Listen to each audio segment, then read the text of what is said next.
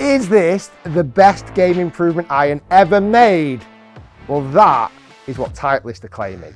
Let's give this a hit. Straight out the blocks there. That felt really, really solid. Good flight. I mean, that's absolutely down the flag, to be honest. And I've got to say, they look absolutely incredible. I'm expecting it to go a long way. That was a golf shot. Jeez. So here they are, the Titleist T350s. As I just mentioned, the best game improvement iron they've ever made, Titleist. Now, I've mentioned in a few previous videos when I've reviewed the T100s, the 150s and the 200s that Titleist haven't always had a great history at catering for non-tour pros, which, funny enough, is the mass majority of golfers that play this game. However, with this, they reckon they've made a golf club for you guys out there watching who need the most amount of game improvement, who need the most help. Now, brands have got guilty in the past of making great game improvement irons, they have, but they are ugly. Like, they're horrendous looking. You wouldn't have those golf clubs in your bag, or you wouldn't want them.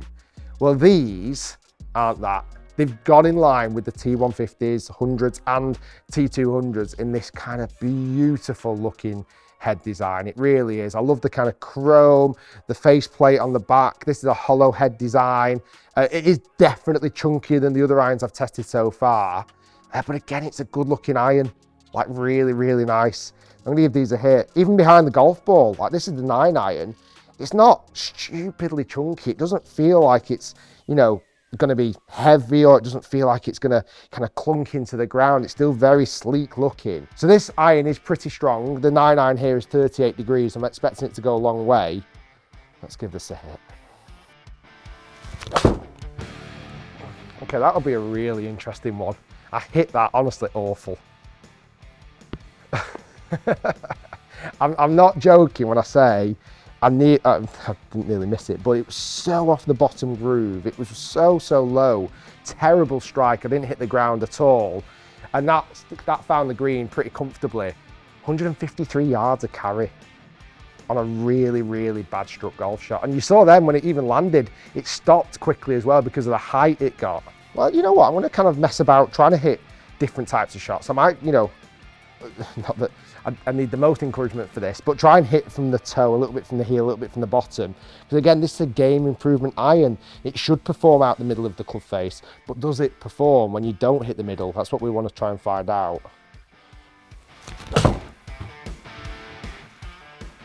Ever so slightly toey, just not much, but in the toe. Two great shots to start, two very good shots to be fair.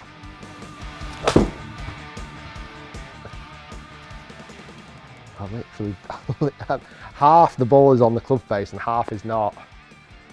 Should be on the green again. That was nowhere near the middle of the club face. So far out the toe. What happens if I'm going to really try and chunk this one, like really try and hit down on it, almost chop on it and just see what happens. I mean, I hit so much ground there. Granted, it's a mat, so it's not going to dig in. Yeah, obviously that's a weak right shot expected, to be fair. I did actually find the middle of that one, but the strike was awful. I mean, it's done all right, but obviously lost some yardage on that one. Look at that. Stop. All right, so it's gone over the back of the green as expected. 177 yards with a thin 9 iron. I'm just kind of messing about a little bit, just seeing what happens when you hit different parts of the face. Let's try and kind of hit a big slicey swing. I'm expecting that to finish short, right? Yeah, you know, it's never going to be a miracle golf club. Like the two that I've missed the green with there, or the 3 or so I've missed the green with, the real bad thin. Obviously, it's not a magic club. It can't find the green all the time. The one I hit really chunky, short right. That one then, big high slice. You know, it isn't a miracle club, but what I'm finding, certainly off-centered hits, the performance of the off-centered hits, I'm very impressed with. Let's go on to 7 iron next. 7 iron up next. Kind of obviously that same shaping continues into the T350, and that kind of almost more bubbly in shape, like the edges are slightly more rounded and exaggerated, almost like it's kind of been blown up a little bit. Loft on this is strong, 29 degrees. I'm expecting this to go a country mile. What is interesting though, as I've gone longer in the set, you start to see a little bit more offset between the hosel and the front edge. Not loads, doesn't offend me. Be interesting to see what that looks like with the 5-iron. I'm actually going to hit these normal, hopefully, and just kind of get some numbers, because I'd be interested to see the numbers compared to the T200s that I've just been hitting. Jeez, that's gone high. I kind of put the 200 green out there with a bit of, I don't know, hope almost that I could get there, and that almost did. 188 yards of carry distance, solid, very solid.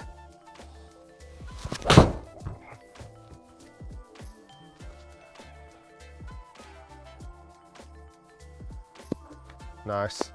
2 on the green, let's go a few more. Slightly drawing left of the green, but not, yeah, it's, to be fair, it's quite a bit offline, but I've kind of hit a big high draw on that one. Oh, again, just a touch out the toe and a bit of a high draw. Maybe just that offset is just kind of helping that golf ball, encouraging it to go a little bit more left. But again, I did hit that slightly from the toe, so I'd imagine it would go left as well.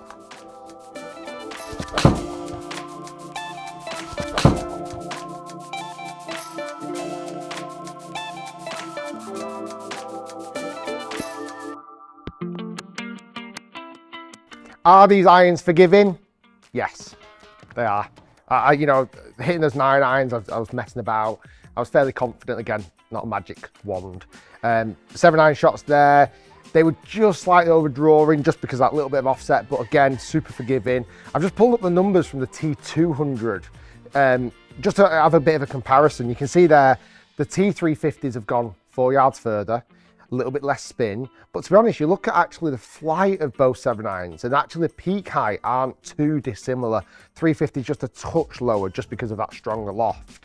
What I'm intrigued to see though, again, game improvement irons, somebody who wants the most help possible, someone who wants the most distance. What's the 5-iron going to be like in the T350? Let's give that a hit. Okay, 5-iron in the T350s. This is a very, very big chunky iron. It really is. The sole is definitely a little bit thicker. Loft on this is 23 degrees. This is going to be an absolute rocket ship. I'm just hoping with that stronger loft, as kind of game improvement irons go, because stronger lofts get more distance, flatter ball flight, is it doesn't become too hard to hit. You know, you don't want a 5-iron that starts to get the loft of really a kind of 3-iron, to be honest. Apart from that, looks great again. I can definitely see a lot of players, whether they go with the T200s, etc., and put a T350 in the top end of the bag. I definitely see that happening a lot. Good looking behind the ball again, just a little bit chunkier. Offset definitely kicks in a touch more. These might go a touch left for me, but if you hit high rights, these might help fix that. I'm saying it when it was going to go left. I think I over-exaggerated a little bit. 200 odd yards carry distance, good flight, a little bit louder in sound, definitely that kind of hollow head, gives it that little bit more of that crack sound again. But it seemed really easy to hit. That was a golf shot. Wow, that was right in the middle. Yes, that is what it does. I cannot hit an iron shot better than that. That was absolutely crushed, right in the middle. 208 yards of carry distance. What I'm now just gonna little mess about like I did with the 5-iron, the 9-iron. Sorry, I'm just gonna try and whack one really from the toe. Like, see what happens when you don't find the middle. I'm not exaggerating this, I promise you. That was so far out of the toe, yet it's still done that. Are these irons game improvement? Yes, they are. They actually really are.